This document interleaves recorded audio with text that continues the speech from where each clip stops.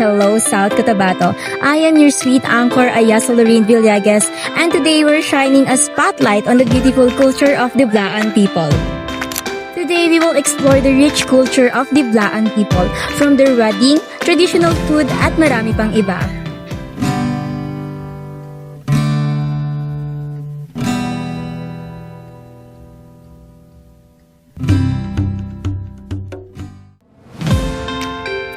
Now let's start with their joyful weddings and traditions that bring families across generations.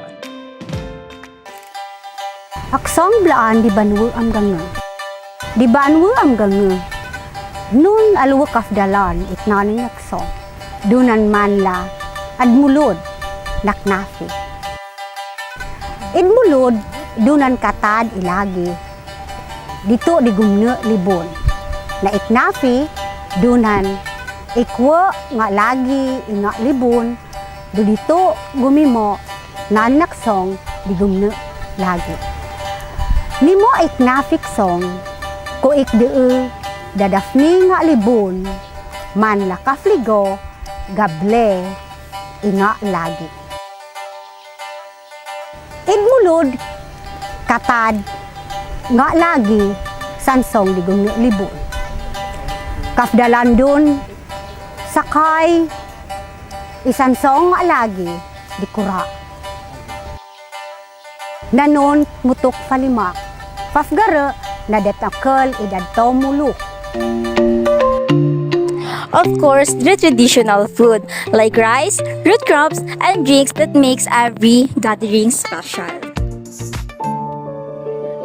Nadikakaan ni, makay amis nagmaan ba tigit na yabi, na anda bawal ni jami.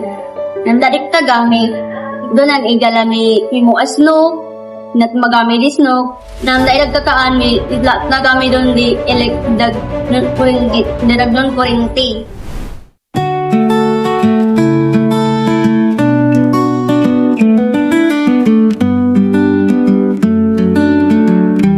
Kasafkaan dilawa amiya. At gulong itnaning fite di kakaan. Singklat, sluntay, maligay, tamumbong. Next, their colorful clothes and accessories that shows their creativity and skills. Beadworks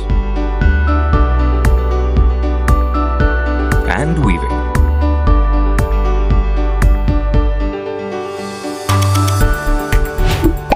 Next, music and instrument fill the air with stories.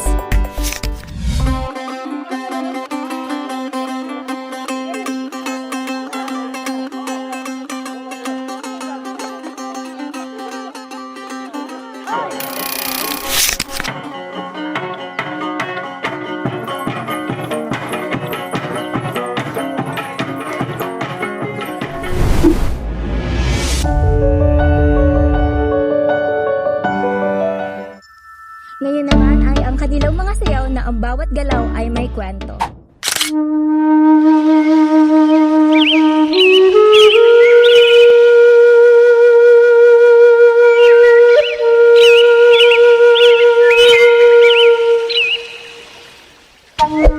Ngayon naman ay makikita natin ang kanilang mga gawa na mula sa beads at hobby. Napakahalaga po sa akin na i-preserve yung mga culture namin, tradition, belief. Parang yun na po yung trademark or parang tatak po na bilang tao. Mahalaga sa amin ang isang tribo dahil ito ang kinagisnan namin at ito din ang namanan namin sa aming mga ninuno. Para sa akin, best sa part ng culture namin yung Blaan ay ang paghahabi tulad ng tinatawag naming tabi. So yun dapat ang gusto kong talaga i-highlight bilang isang Blaan na imabalik at maipasa sa iba ang paghahabi para mas marami makagamit nito. At niyan naman ang kanilang wika na nagdadala ng kwento ng kanilang ninuno. Di Blaan, tote importante pamilya di gale do na ani pinaka number 1 lang darabyo karamay di punon problema la or kundaan na sa tandi komunidad tot importante di gala do na ni aksasato do na ni gamtabang di gala. Hello Philippines and hello South Cotabato. Sana ay may natutunan kayo at patuloy na irespeto at igalang ang Blaan culture. Salamat!